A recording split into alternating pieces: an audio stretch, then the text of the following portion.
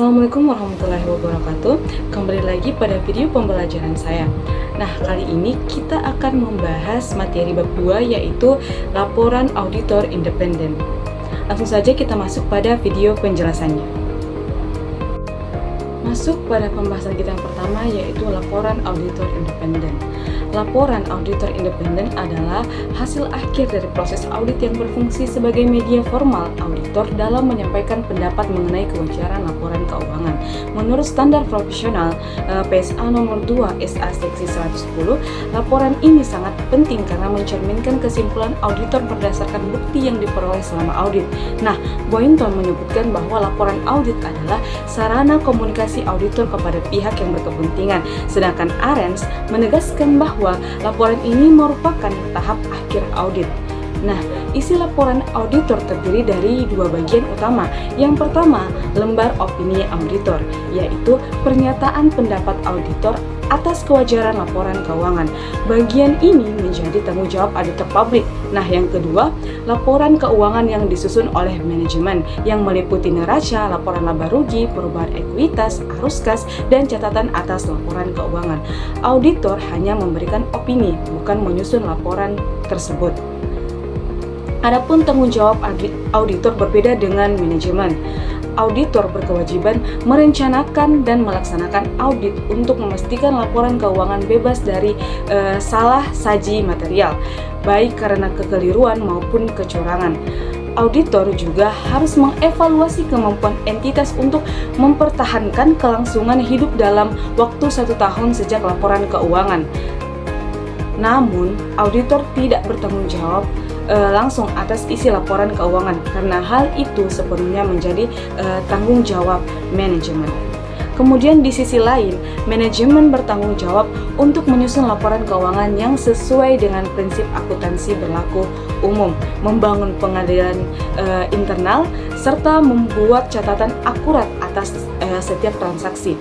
Dengan demikian, auditor hanya menilai kewajaran laporan yang disusun oleh manajemen. Selain itu, auditor harus memperhatikan peristiwa setelah tanggal laporan yang dapat mempengaruhi laporan keuangan. Jika ada peristiwa material setelah audit selesai, namun sebelum laporan diterbitkan, auditor perlu mengungkapkannya melalui catatan atau opini dengan sistem dual dating. Menurut PSA nomor 01 SA seksi 150, laporan auditor harus memuat yang pertama, pernyataan apakah laporan keuangan sesuai dengan prinsip akuntansi berlaku umum. Yang kedua, keterangan jika terdapat ketidakkonsistenan penerapan akuntansi antar periode. Yang ketiga yaitu pengungkapan informasi yang memadai. Dan yang terakhir, opini auditor secara keseluruhan atau penjelasan jika opini tidak dapat diberikan. Dengan demikian, laporan auditor independen adalah dokumen penting yang memberikan keyakinan bagi pihak eksternal seperti investor, kreditur, regulator, dan pemangku kepentingan lainnya mengenai kewajaran laporan keuangan suatu entitas. Auditor berfokus pada opini, sementara manajemen bertanggung jawab penuh atas penyusunan laporan keuangan itu sendiri. Baik, masuk pada materi yang kedua, yaitu pendapat atau opini auditor independen. Opini auditor merupakan inti dari laporan audit yang berfungsi untuk memberikan keyakinan kepada pihak eksternal mengenai kewajaran laporan keuangan suatu entitas. Opini ini harus didasarkan pada pelaksanaan audit sesuai standar auditing serta bukti dan temuan yang diperoleh auditor.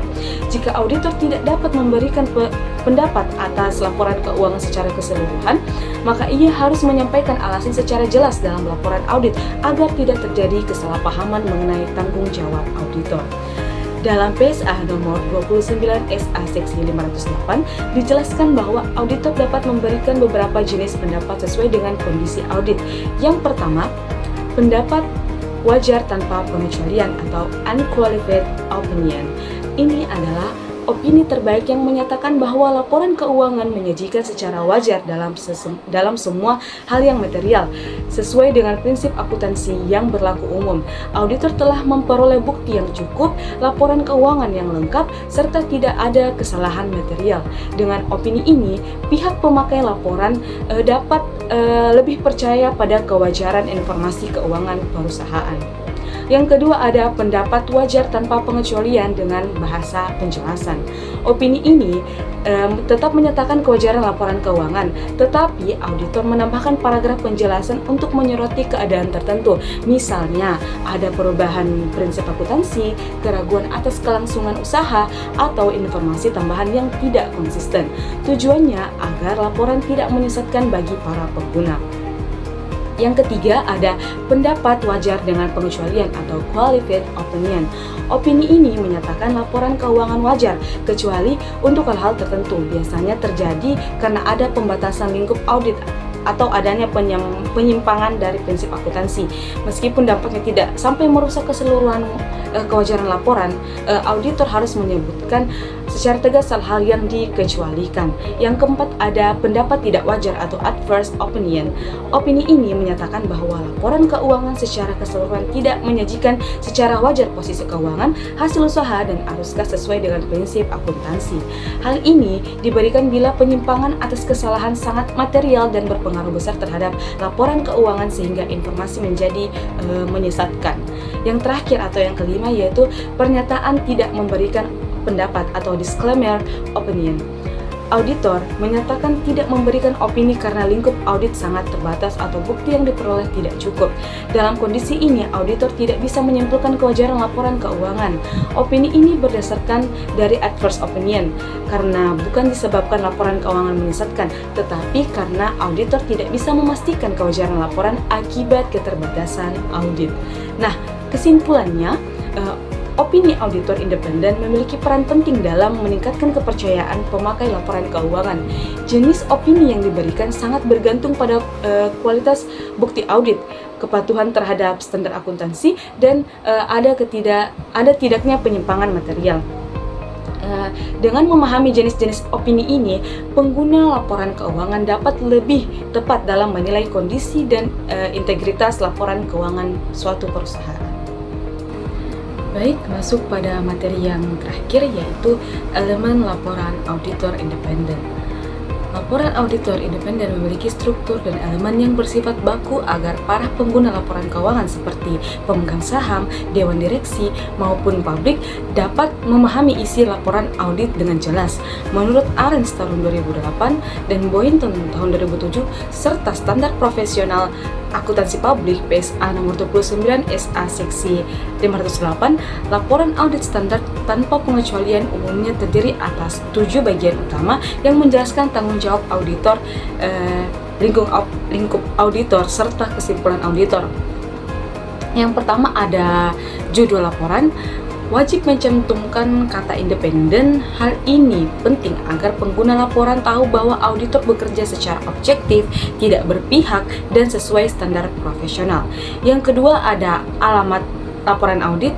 Biasanya ditujukan pada pemegang saham atau dewan direksi. Nah, pembeda muncul karena adanya sistem hukum yang dimana di Amerika Serikat menganut one-tier system sehingga laporan ditujukan pada dewan direksinya langsung. Sedangkan di Indonesia menganut two-tier system, yaitu warisan Belanda yang memungkinkan laporan juga ditujukan kepada Dewan Komisaris.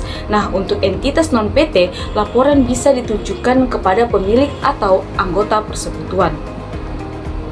Yang ketiga ada pendahuluan. Nah, bagian ini menjelaskan bahwa auditor telah melakukan audit atas laporan keuangan tertentu, menyebutkan periode laporan yang diaudit, serta menegaskan perbedaan tanggung jawab antar manajemen, yaitu yang menyusun laporan keuangan dan auditor yang memberikan pendapat berdasarkan audit.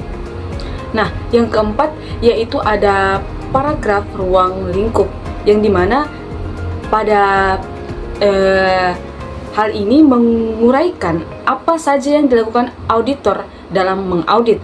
Audit dilakukan sesuai standar auditing, menggunakan bukti, menilai prinsip akuntansi dan estimasi signifikan dari manajemen, serta mengevaluasi penyajian laporan keuangan secara keseluruhan. Paragraf ini menekankan bahwa audit hanya memberikan keyakinan memadai atau reasonable assurance, bukan kepastian mutlak. Yang kelima ada paragraf pendapat, yaitu berisikan kesimpulan auditor tentang kewajaran laporan keuangan. Pendapat ini disampaikan berdasarkan pertimbangan profesional sehingga dinyatakan sebagai pendapat, bukan jaminan mutlak. Yang keenam ada kantor akuntan publik atau KAP, dicantumkan untuk menunjukkan pihak yang bertanggung jawab atas pelaksanaan audit dan kualitasnya. Yang ketujuh atau yang terakhir ada tanggal laporan audit. Ini sangat penting karena menunjukkan batas tanggung jawab auditor dalam mengevaluasi peristiwa setelah tanggal laporan keuangan. Nah, adapun tambahan dalam PSA nomor 29 SA seksi 508 dalam standar Indonesia, laporan auditor juga harus mencakup beberapa hal lebih rinci. Di antaranya yang pertama, judul dengan kata independen. Yang kedua, pernyataan audit dilakukan oleh auditor. Yang ketiga, penegasan bahwa laporan keuangan adalah tanggung jawab manajemen, sedangkan auditor hanya memberikan pendapat. Yang keempat ada audit dilaksanakan sesuai standar IAI atau Ikatan Akuntansi Indonesia. Yang kelima, audit dilakukan dengan pengujian penilaian prinsip akuntansi, estimasi signifikan, serta penyajian keseluruhan. Yang keenam ada auditor menyatakan yakin bahwa auditnya menjadi dasar yang memadai untuk memberikan pendapat. Yang ketujuh, pendapat auditor apakah laporan keuangan menyajikan secara wajar sesuai PSAK. Yang kedelapan yaitu ditutup dengan tanda tangan, nama rekan auditor, nomor izin usaha KAP dan tanggal laporan.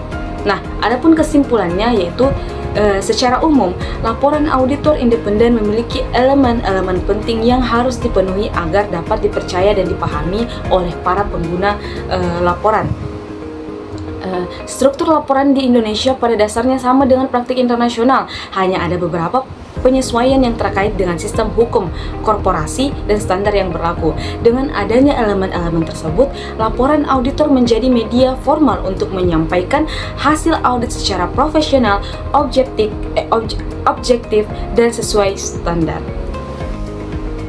Nah, itulah tadi materi terkait laporan auditing independen. Nah, sampai jumpa di video selanjutnya. Assalamualaikum warahmatullahi wabarakatuh.